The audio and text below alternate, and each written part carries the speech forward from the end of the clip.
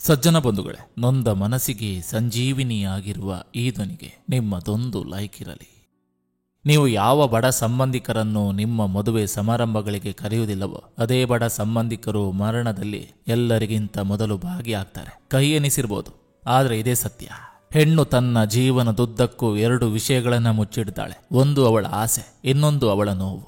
ವಾದದಿಂದ ತಾತ್ಕಾಲಿಕ ಗೆಲುವಾದಂತೆ ಕಾಣ್ತದೆ, ತಾಳ್ಮೆ ಹಾಗಲ್ಲ. ತಕ್ಷಣಕ್ಕೆ ಸೋತಂತೆ ಕಂಡರೂ ಭವಿಷ್ಯದಲ್ಲಿ ಒಳ್ಳೆಯದಾಗುವುದು. ಪ್ರತಿ ಹೆಜ್ಜೆಗೂ ತಾಳ್ಮೆ ಇರಲಿ. ಜೀವನದಿಂದ ಒಂದು ಪಾಠ ಕಲಿತುಕೊಂಡೆ. ದೇವರ ಮೇಲೆ ಭರವಸೆ ಇರುವ ಪ್ರತಿಯೊಬ್ಬ ವ್ಯಕ್ತಿಯು ಇಂದಲ್ಲ ನಾಳೆ ಯಶಸ್ವಿಯಾಗ್ತಾನೆ. ಯಾವುದಕ್ಕೂ ತಲೆ ಕೆಡಿಸಿಕೊಳ್ಳದೆ ಇರೋ ವ್ಯಕ್ತಿತ್ವ ಒಂದು ದಿನ ಎಲ್ಲರೂ ತಲೆ ಕೆಡಿಸಿಕೊಳ್ಳುವಷ್ಟು ಎತ್ತರಕ್ಕೆ ಬೆಳೆಯುತ್ತದೆ. ಜೀವನದಲ್ಲಿ ಕಾಯುವುದನ್ನು ಕಲಿಬೇಕು. ಎಲ್ಲವೂ ನಡೆಯುವುದು ಸಮಯಕ್ಕೆ ಸರಿಯಾಗಿ ಹೊರತು ನಮ್ಮ ಅವಸರಕ್ಕೆ ತಕ್ಕಂತಲ್ಲ. ಓಡಲು ಸಾಧ್ಯವಾಗದಿದ್ದಲ್ಲಿ ನಿಧಾನವಾಗಿ ನಡೆದರೂ ಗುರಿ ಮುಟ್ಟಬಹುದು, ಆದರೆ ಹಿಂದಿರುಗಬೇಡಿ. ದೇವರ ಸ್ಟೇಟಸ್ ಹಾಕಿದ್ರೆ ದೇವರು ನೋಡಲ್ಲ ಅಂತ ನಮಗೂ ಗೊತ್ತು, ಆದರೆ ನಿಮಗೆ ಜ್ಞಾಪಕ ಇರಬೇಕಲ್ಲ, ನಿಮ್ಮ ಆಟ ದೇವರು ನೋಡ್ತಿದ್ದಾರೆ ಅಂತ. ಅಂದವಿದ್ದ ಮಾತ್ರಕ್ಕೆ ಆನಂದವಾಗಿರಲು ಸಾಧ್ಯವಿಲ್ಲ. ಬಡವನಾಗಿದ್ದ ಮಾತ್ರಕ್ಕೆ ಯಾರ ಮುಂದೆ ನಗುವಿಗಾಗಿ ಕೈ ಚಾಚಬೇಕಿಲ್ಲ. ಮಾತನಾಡಲು ವಿಷಯ ಬೇಕಾಗಿಲ್ಲ, ಭಾವನೆ ಇದ್ರೆ ಸಾಕು. ಕುಗ್ಗದಿರು ಮನವೇ. ಸಮಸ್ಯೆ ಬರೋದು ಮನುಷ್ಯನಿಗೆ ಹೊರತು ಕಲ್ಲು ಬಂಡೆಗಳಿಗಲ್ಲ.